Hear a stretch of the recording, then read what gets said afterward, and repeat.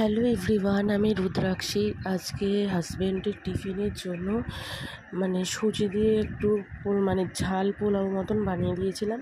তো সেটাই তোমাদের সঙ্গে শেয়ার করছি। তার জন্য প্রথমে আলু আর পেঁয়াজকে কেটে নিয়েছি। তারপরে একটি প্যানে সামান্য পরিমাণ সর্ষের তেল দিয়েছি। তারপরে আলু, পেঁয়াজ এবং একটু নুন দিয়ে দিয়েছি। আর পর ঝাল খায় না বলে আমি লঙ্কা দিয়ে দিই, নাহলে লঙ্কা দিতাম। আর অন্যান্য সেরকম কোনো সবজি নেই, যেমন গাজর, বিনস, ক্যাপসিকাম থাকলে ওগুলোও দিতাম। তো ওগুলো নেই বলে জাস্ট আলু আর পেঁয়াজটা দিয়েই করে দিয়েছি। তো আলু আর পেঁয়াজটাকে একটু ভালো মতন করে ভেজে নেব। একটু লাল লাল করে না ভাজলে না এটা খেতে একদমই ভালো লাগবে না।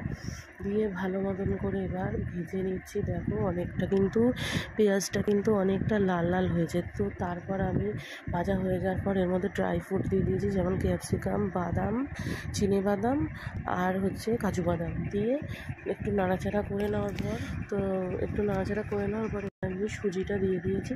সুজিটা দিয়ে এবার একটু নাড়াচাড়া করে নেব। তো এটাতে কিন্তু জল দিতে হবে, না হলে হবে না, কারণ সুজিতে জলটা না দিলে এটা মিশবে না। ওই জন্য আমি একটুখানি অল্প জল দিয়েছি।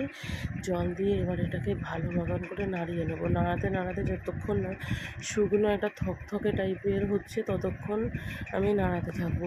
তো এইটা মিষ্টি সুজি তো সবাই খায়, কিন্তু আমি ওকে এরকম ঝাল সুজি বানিয়ে দিয়েছি, খেতে ভালো লাগবে। তো নাম ঝাল, কিন্তু ঝালই দিইনি, যে ধরো ঝাল খায় না। আমি যদি খেতাম তাহলে তো আমি অনেক লঙ্কা দিতাম। দেখো এটা একদম ঝরঝরে টাইপের হয়ে গেছে আর একদম শুকনো পুরো হয়ে গেছে, একটু আর জল নেই এটার মধ্যে। প্রচণ্ডভাবে নাড়াতে হবে, আর রেখে দিলে কিন্তু এটা বসে যাবে আর কেমন একটা হয়ে যাবে। তো আমার এই ঝাল সুজি হয়ে গেছে। ভালো লাগলে শেয়ার করো।